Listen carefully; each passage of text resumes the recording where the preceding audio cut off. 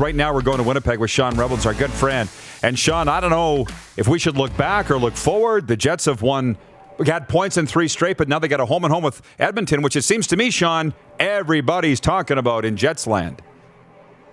Yeah, as they should. I mean, this is it was a dominant end to the season for the Jets against the Oilers last year, while the Oilers absolutely dominated the Jets in the regular season. So the Canadian division was a real kind of mixed bag for these two teams. But I mean, as it stands right now, they haven't seen each other, and they're not going to see each other nearly as much as they did last year. But I think what you're seeing here is two teams looking at each other from division to division across the way, seeing a very real possibility that these are the two teams that could end up in the Western Conference Finals. So I think there's going to be, a little bit of a urge for revenge by the Edmonton Oilers here, based on what happened in the playoffs last year. But I really do think it's these two teams are going to look at this as an opportunity to kind of decide how they're going to need to play against each other in the very real scenario that they could play each other in the playoffs and have to try and get past each other. A little bit of a different Oilers team, I think, compared to what the Jets saw last year. I like the Oilers' ads. The Jets' defense, which was a huge weakness last season, is a strength all of a sudden this year. So as familiar as these two teams were with each other, there's a lot of differences that each team is going to have to get used to. Well, I'll tell you what, Sean, the Jets at 8-3-3, second in the Central, kind of going the way I thought it would go. If you lop off that horrid start by the Jets on the road, they're like undefeated almost. Like for somebody who just landed from Mars, what is the story on the Jets, why they've been so hot lately? It's the defense that has kind of been fixed with the addition of Nate Schmidt and Brendan Dillon. Those two holes that were plugged were very much needed to be plugged. That happened, but it's depth, because the interesting part about this whole thing, Rod, is the what we consider the Winnipeg Jets nucleus: the Blake Wheeler, the Mark Schiefele, and the Connor Hellebuyck. Those three players really have yet to get going so far this season. They haven't had a great start to the season, any of them. Connor Hellebuyck, who typically in years past has earned the Jets 10, 12, 14 extra points a season just by going out and stealing games all by himself, hasn't been anywhere near that level so far this season. Mark Schiefele scores his first goal of the year, very timely, but his first goal of the year in the last game. Blake Wheeler really hasn't got going. And the interesting part about this, Rod, is Paul Maurice has been searching for solutions on getting that line going. He's broken them up now, so we're going to see Blake Wheeler is going to join a line alongside Kyle Connor and Pierre-Luc Dubois, who have been absolutely phenomenal this year. And then we're going to see Andrew Kopp, Nick Ehlers, and Mark Schiefele go together. He's going to try and break those two players up, which usually have played together traditionally for years and years now, to see if he can get that going. But that has been a segment of the team that has not been going at all. But the depth of this team has allowed them to carry through, and to one of the best starts we've seen from this team before. If you had told people at the beginning of the season they would do that without the contributions you would expect from Mark Schiefele, Blake Wheeler, and Connor Hellebuyck, I don't think a lot of people would have believed it was possible. No, and that means the sky's the limit. We got a lot of Winnipeg viewers, Rennie, where you are universally known as Rennie, and they want to know if you have left the arena since Saturday night's win over the LA Kings. Oh, for sure I have. I know it doesn't seem like it. I set up in the exact same spot here for consistency's sake. But yeah, I changed my clothes. Maybe it looks like I haven't done my hair since that day. But yes, believe me, I get out of this place every once in a while. Okay. Now, about that Central Division, we all thought, I think, or at least I did, that it would be Colorado number 1 and Winnipeg number 2. Oh, yeah. Right. But Minnie's there. So let's talk about the Wild and the Avs and how they've kind of flipped spot. I didn't see that coming. Yeah, I mean, maybe we should have saw it coming with the North Division the way it was last year, especially for the Jets, who are in a division where they're the only Canadian team in that division. You were thinking there was a lot of teams. You were watching the Central and thinking, what are these Jets going to come back to? And the most interesting team in the league, I thought last year, I guess maybe the most two interesting teams, Florida Panthers, I thought had a turnaround and ascended to a place where I think they can maintain and be a really good team for years to come. In fact, I have them representing the East in the Stanley Cup final this year.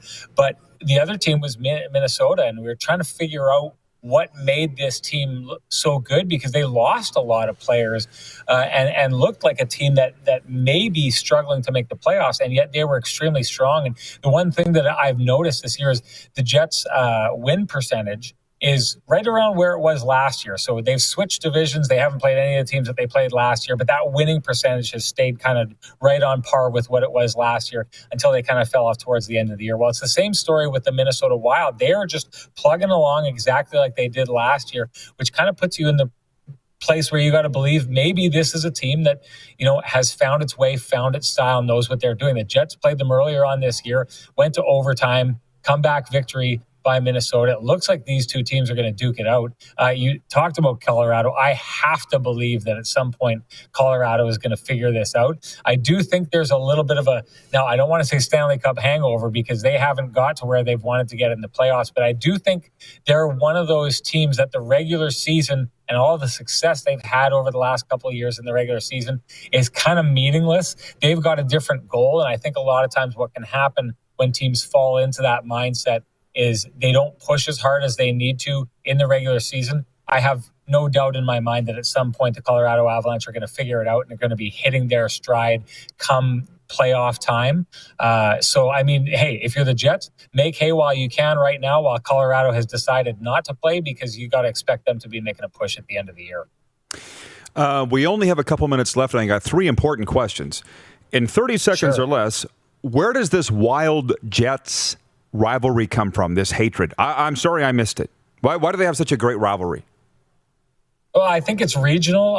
There's a little bit of something going on with teams will travel in, and they often play back-to-back. So the Jets will get a team right after they play the Wild, or the Wild will get a team right after they play the Jets. So I think they're very aware of what happens with the Jets or with the Wild when they're playing the team that is rolling into town. But it's as close as you get to a regional rivalry. We're kind of in the middle of nowhere here, Rod. You know what it's like. If you want to head to an NHL city, it's 12 hours to Calgary or Edmonton, or 24 or something like that to get to Toronto, or you can head down the highway, and if you really speed, you can get there in 6.5 hours to Minnesota, where a lot of us went to go watch hockey when it disappeared here in Winnipeg. So it's a regional rivalry thing. Okay, cool. Great answer. Good answer.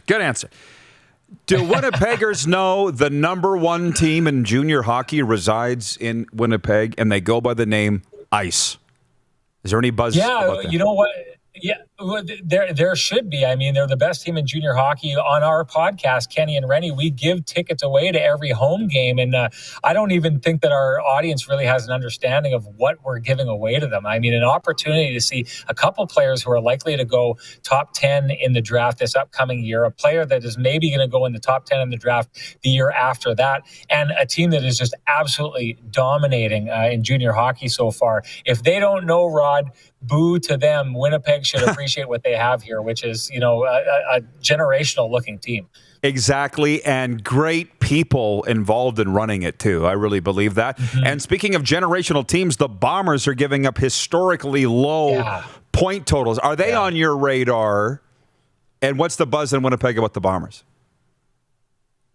Oh, geez, it's almost like they're dominating to the point of people aren't tuning in because they feel like they don't need to. It's kind of what I was saying. The playoffs are what matters this year. I think the Winnipeggers, to a degree, have taken a look at the Bombers and said there is no one who is touching them in the league this year, but we all know it's the CFL, and we've seen plenty of really good teams. I think of a couple Calgary teams that looked like the best team in the league that ended up getting upset in the playoffs. It happened against the Red Blacks in the Grey Cup final a couple of years back. So I think that they're Winnipeg fans, and especially now because they've locked up their spot, know the real football is to be played in the playoffs. So I really think you'll see the city ramping up at that time. A wonderful Winnipeg sports update. Rennie, thank you so much. Give the guy a follow on Sportsnet and Ken Weep2 or on Instagram and for their podcast. And, man, enjoy all your stuff. Keep it rolling, bud. Let's do it again soon. You bet. Love coming on the show. It's great to talk to you, Ryan. Thank you, buddy. Sean Reynolds from Sportsnet Winnipeg joining us. And, again, the Kenny and Rennie show, very popular in Winnipeg. Those guys do a great job. Hey, everybody. Thanks for watching the RP Show on YouTube. And don't forget, we're live daily on YouTube from noon to 2 Eastern. If you like what you see, hit subscribe. And if you like the program, check around for other segments of the Rod Pedersen Show here on YouTube.